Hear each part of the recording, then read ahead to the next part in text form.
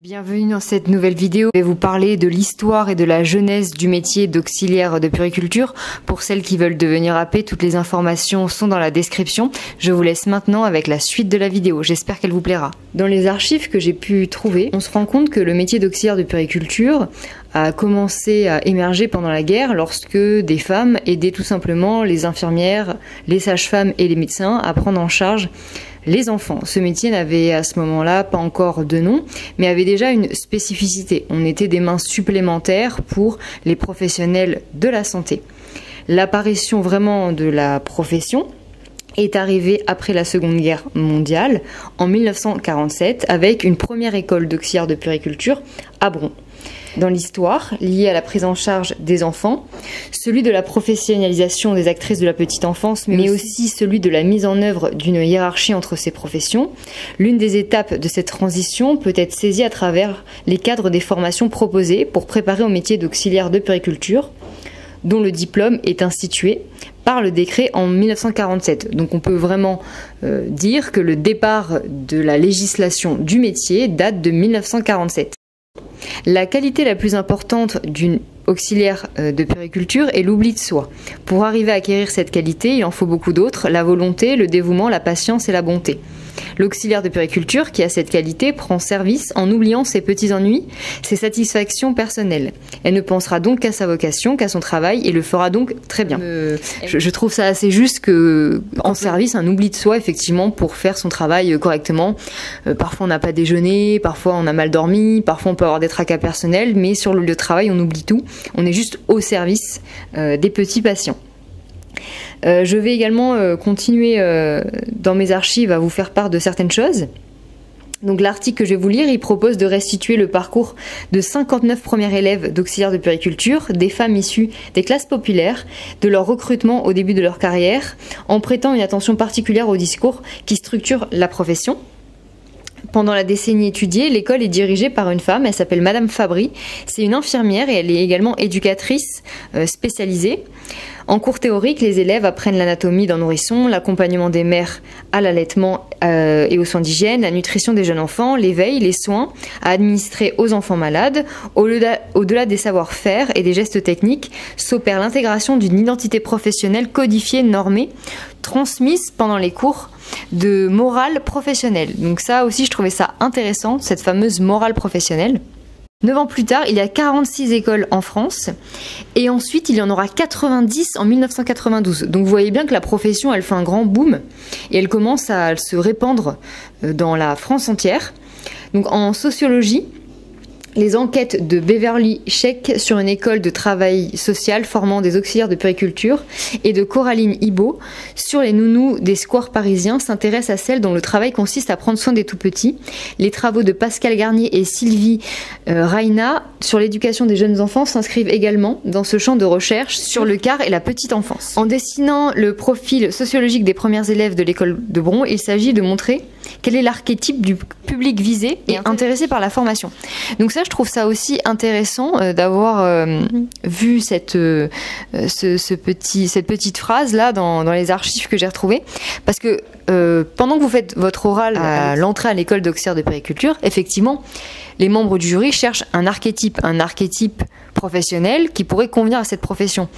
On cherche des personnes qui ont l'air responsables, sérieuses, ponctuelles, dignes de confiance, qui ont des valeurs humaines qui sont en adéquation avec la profession. Et effectivement, c'est ce que dit cet article. Je trouvais ça assez fascinant là que ce soit écrit noir sur blanc. Et ça, en fait, c'est la même chose depuis toujours finalement.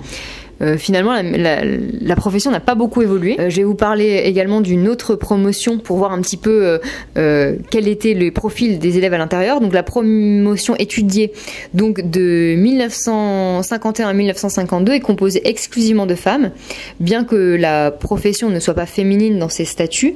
Si les archives de l'école ne disent rien d'une interdiction pour les hommes de suivre la formation, les registres d'inscription témoignent du caractère exclusivement féminin de cette dernière. C'est le cas encore actuellement. Il y a quelques hommes, mais c'est vrai que dans la majorité du cas, c'est une profession qui intéresse plus les femmes. Tous les documents administratifs portent la mention mademoiselle et s'adressent à une candidate. La question du genre féminin est posée comme une évidence. En outre, à cette époque, l'école est dirigée par une femme.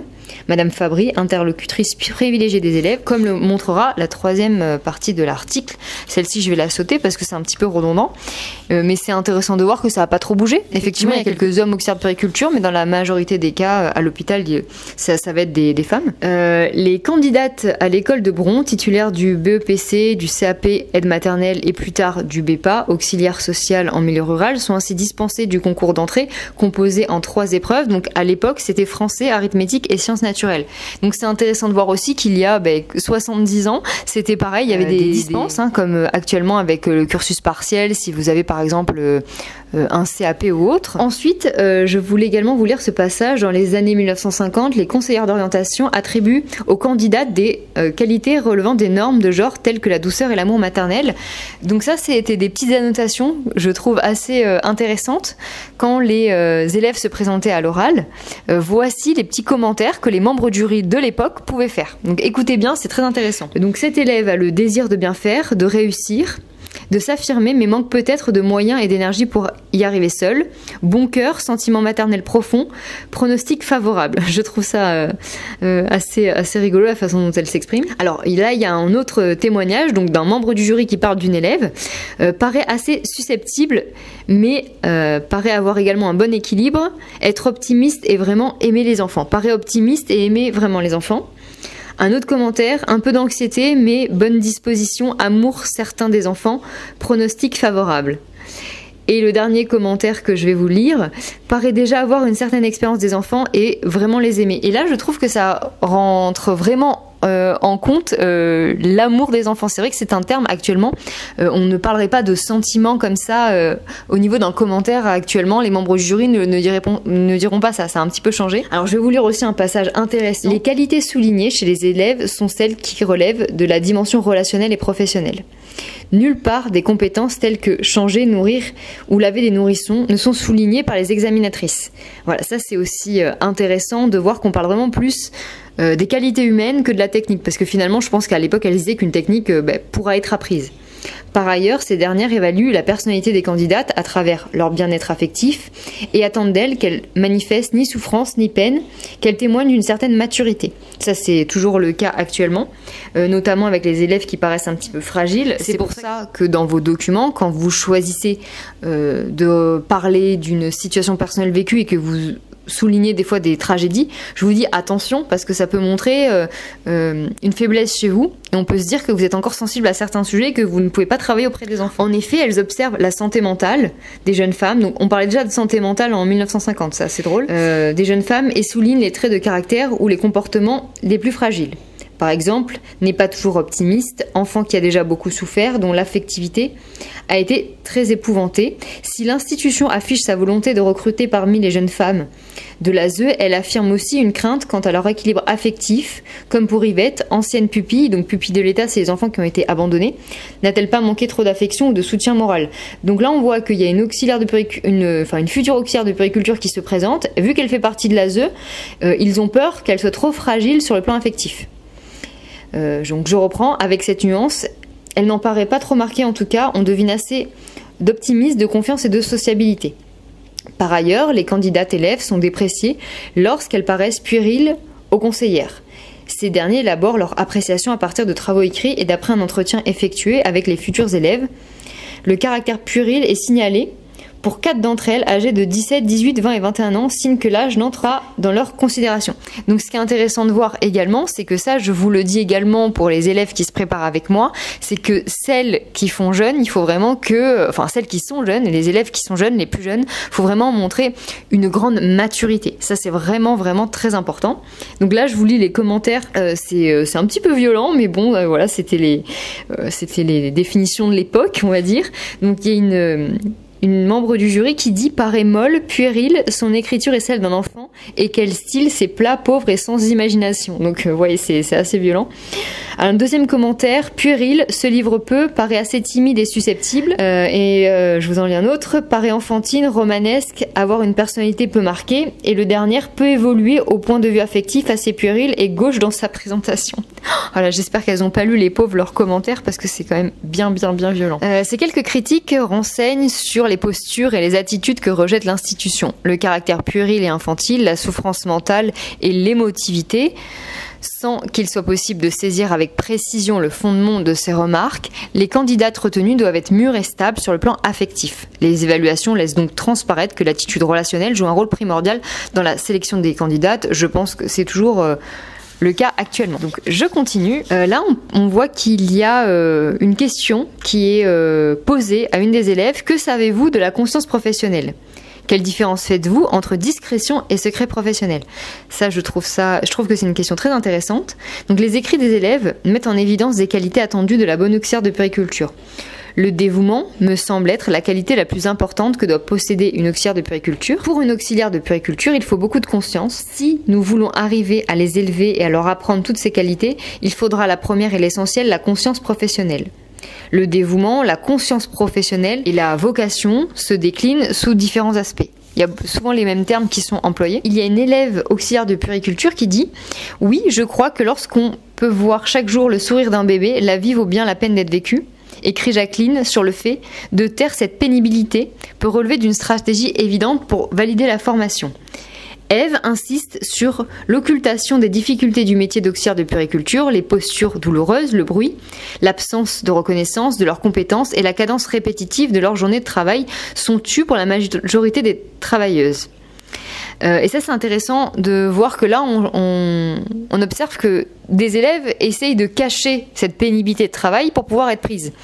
Alors que, par exemple, nous, de nos jours, les membres du jury, disent qu'est-ce qui vous déplaît éventuellement dans la profession, quels sont les points négatifs de cette profession. On veut vous le faire dire pour que vous ayez conscience que tout n'est pas rose dans ce métier. C'est pour ne pas être surprise une fois que vous allez être sélectionnés. D'après notre interprétation des écrits des élèves de l'école de Bron, le silence autour de la pénibilité du travail est justifié par l'amour que l'institution attend d'elle. La construction de leur identité professionnelle s'entremêle alors avec les assignations de genre à la maternité et au quart et les renvoie à des dispositions telles que la compréhension et la tendresse assimilées à une figure maternelle agissant comme une mère absente. Donc ça, je trouve que ça revient très souvent. Cette substitution un petit peu à la mère dans le récit de ces élèves, elles se disent qu'une fois qu'elles seront diplômées, elles devront remplacer la mère quand la mère est absente. Dans les années 1950, les élèves sont évalués uniquement par une appréciation générale, écho des comptes rendus des conseillères d'orientation. Parmi les appréciations, on relève les mêmes qualités présentes dans les copies qui renvoient à des stéréotypes genrés de la féminité et de la maternité. En effet, les formatrices soulignent le dévouement, l'amour des enfants et le caractère maternel des stagiaires pour valoriser leur travail. Parfois pour nuancer les défauts qu'elles relèvent à leur égard. Élève lente et timide mais très maternelle. Élève qui aime les enfants, sait très bien les amuser mais devra surveiller sa pratique, s'intéresse à son travail et aux enfants, manque cependant un peu de minutie ou alors très dévoué. Donc voici un petit passage des appréciations des élèves et des membres des jurys de l'époque de ce que sont devenus donc les premières élèves de l'école de Bron après leur année de formation. On va voir combien d'entre elles ont intégré le monde professionnel, quelles sont leurs conditions de travail. Entretenir des liens avec leur école après l'obtention du diplôme permet aux anciennes élèves de se constituer un réseau professionnel et pour certaines de décrocher un premier emploi. Les lettres sont aussi des matériaux précieux pour les historiens afin d'étudier les conditions de travail des nouvelles auxiliaires de puériculture qui livrent parfois un récit détaillé de leur journée auprès des enfants. Donc voilà ce que j'ai trouvé. Les 4 premiers jours, j'ai été aux petits garçons qui sont très sots. C'est les plus sots du Prévent. Donc avant, on voit bien aussi que les filles et les garçons étaient séparés parce qu'on voit après qu'elle parle de maintenant qu'elle est aux filles. Donc il y avait un côté les garçons et un côté les filles. Donc il faut se remettre dans le contexte de l'époque. Comme horaire, j'avais 8h midi, 3h, 7h. J'en avais 40 et on était 2. Vous imaginez, il y avait 2 auxiliaires de puériculture pour 40 petits garçons. Maintenant, je suis aux filles et je suis très contente. Elles m'amusent bien. J'en ai 50 à 2. Donc je ne sais pas si vous vous imaginez avoir 50 enfants à 2. Pour mes congés, j'ai demandé à la directrice de prendre un congé tous les 15 jours et l'autre, je le garde pour quand je voudrais partir à Lyon. C'est rigolo parce que c'est très personnel les commentaires. Ensuite, Marie-Thérèse, qui travaille donc dans un préventarium de la Drée, dans le Vercors, elle confie ses impressions concernant les enfants dont elle s'occupe. Les garçons sont décrits comme sots et elle est beaucoup plus satisfaite de s'occuper des petites filles, ce qui peut témoigner d'une approche encore genrée de la personnalité des enfants à cette époque. Parmi des anciennes élèves du groupe étudié, 4 filles travaillent dans des lieux spécialisés dans l'accueil d'enfants atteints ou ayant été en contact avec la tuberculose. La lutte contre la tuberculose se renforce dans l'après l'après-Seconde Guerre mondiale et les auxiliaires de puériculture disposent des compétences de soins pour être amenés à travailler auprès des enfants dans des préventariums, les aérariums et les sanatoriums. Donc les enfants sont placés selon leur statut dans différents services, comme ils l'ont dit tout à l'heure.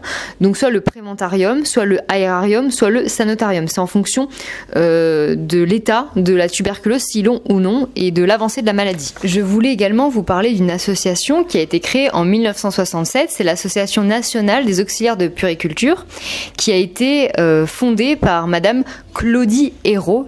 Cette dame qui a permis que les auxiliaires de puériculture soient valorisés et que le métier persiste. Après des débuts difficiles, c'est seulement dans les années 1970 que notre association prend son essor. Donc je cite Madame Claudie Hérault. Elle ne cesse de se battre pour défendre et maintenir la spécificité de l'auxiliaire de puériculture, qui est d'être auprès des enfants. Cette profession n'ayant pas de statut, étant très méconnue au ministère de la Santé, c'est par le biais de l'association que les pouvoirs publics ont découvert ces professionnels extrêmement motivés par le choix de leur métier et prêts à se battre pour défendre leur spécificité. De plus, il est difficile de faire admettre les auxiliaires de puériculture dans les services de pédiatrie et maternité, dans les régions parisiennes par exemple, où l'auxiliaire de puériculture est peu employé. L'association proteste contre le décret de 1970, donc du 17 décembre, qui assimile les auxiliaires de puériculture aux aides-soignantes, dans notre rôle de second de la puéricultrice dans les services de pédiatrie, de crèche, de PMI et à l'hôpital. En 1974, donc l'ANAP, c'est le nom de l'association, obtient la parution de la circulaire 198-DH4 précisant que les auxiliaires de puériculture devaient être affectés dans des services de pédiatrie et de maternité et qu'elles étaient les seules personnes habilitées à seconder les puéricultrices dans ces services. En 1978, l'ANAP obtient un numéro d'agrément à la formation continue. L'arrêté du 6 octobre 1981 porte homologation du certificat d'auxiliaire de puériculture au niveau 5 qui donne droit aux assédiques, donc à l'époque. En 1982, l'association réagit violemment contre un projet de loi émanant du ministère de l'Intérieur autorisant les établissements accueillant les jeunes enfants dépendant des collectivités locales à employer des titulaires du BEP option sanitaire au poste d'AP, en incluant des primes pour une meilleure retraite ainsi qu'une meilleure reconnaissance dans la hiérarchie hospitalière. Plusieurs communiqués sont remis à l'agence France Presse. C'est pas reconnu, alors que nous, on s'en rend bien compte à l'usage quand on est en poste, que ce qu'on fait ne peut pas être remplacé, qu'on est vraiment essentiel dans les services de maternité, pédiatrie, peu importe. L'auxiliaire a vraiment une place essentielle. Ce qu'on peut observer, c'est que notre métier a souvent failli disparaître parce qu'en fait, nos missions étaient confiées soit aux aides-soignantes, soit aux titulaires du BEP sanitaire et social. C'est un petit peu comme si tout ce qu'on faisait, notre spécificité n'était pas reconnue, alors que nous, on s'en rend bien compte à l'usage quand on est en poste, que ce qu'on fait ne peut pas être remplacé, qu'on est vraiment essentiel dans les services de maternité, pédiatrie, peu importe. L'auxiliaire a vraiment une place essentielle. De juin 1982 à février 1985, l'ANAP a participé à la révision du programme d'enseignement. Beaucoup de difficultés ont été rencontrées sur le problème des soins techniques. Le programme définitif des études d'auxiliaire de puériculture, arrêté du 11-6-85, paru, suscite des remarques importantes portées à la connaissance de Madame Audy au ministère de la Santé par notre association. Tout en restant vigilante, notre association se mobilise pour défendre de la profession, demande de revalorisation des salaires en les classant dans un groupe supérieur et en incluant des primes pour une meilleure retraite ainsi qu'une meilleure reconnaissance dans la hiérarchie hospitalière. Plusieurs communiqués sont remis à l'agence France Presse. Mise en place plus tard d'une coordination et affirmation de solidarité au mouvement hospitalier public et privé. L'ANAP estime que la profession est menacée de disparition. D'autres catégories, comme les aides-soignantes, entre autres, semblent être appelées à prendre la place des auxiliaires de puériculture. Certains textes, notamment celui de 1989, précisent que les AP font partie du corps des aides-soignantes, refus de notre association du programme commun ASAP. Nous n'acceptons pas cette polyvalence et tenons à garder notre spécificité. En 1990, reclassement indiciaire 3 des auxiliaires de puériculture dans la fonction publique hospitalière. En 1990, donc la même année, Également, demande faite au ministère d'admettre les auxiliaires de puériculture dans les écoles maternelles. En 1990, donc une troisième action est parue. Donc l'association participe activement aux réunions au ministère de la Santé sur le projet d'une formation commune AS et AP en montrant sa désapprobation. L'année suivante, débat de commission du travail avec des représentants de notre association sur le projet qui portait sur un début de formation commune, ASAP, et d'une courte période de spécificité. Une lettre est adressée au pédiatre. 369 réponses favorables à notre spécificité sont remises à la sous-direction de la santé. Donc on voit vraiment que cette association s'est battue pour qu'on ne fasse pas de tronc commun avec les aides-soignantes et que chacun garde son public et ses missions. En 1991, grosse déception de notre association d'apprendre que le comité d'entente des écoles AP propose un plan de travail allant dans le sens de la direction des hôpitaux, à savoir une formation unique abordant l'être humain de la naissance à la fin de vie. Vive réaction de notre association qui propose à la réunion suivante que nous voulons bien travailler à un rapprochement partiel des formations à condition que l'on garde deux spécialités. Que le rapprochement serve à améliorer la formation et qu'il permette aux AP sans travail d'accéder à un poste d'AS sans reprendre une formation complète, mais seulement la partie spécifique. Attention particulière de notre association vis-à-vis des formations APS qui souhaitent que le regroupement complet soit fait des deux professions. Donc je n'ai pas trouvé d'informations supplémentaires par rapport à cette association après 1996, mais on voit vraiment que l'association s'est battue pour la spécificité donc de notre profession. J'espère que vous aurez apprécié d'avoir toutes ces informations. C'était un plaisir pour moi de faire cette vidéo. C'était important aussi pour moi qu'il y ait de l'histoire et que vous sachiez que tout ce que vous faites actuellement, d'où ça vient. On se retrouve prochainement pour une nouvelle vidéo. Au revoir.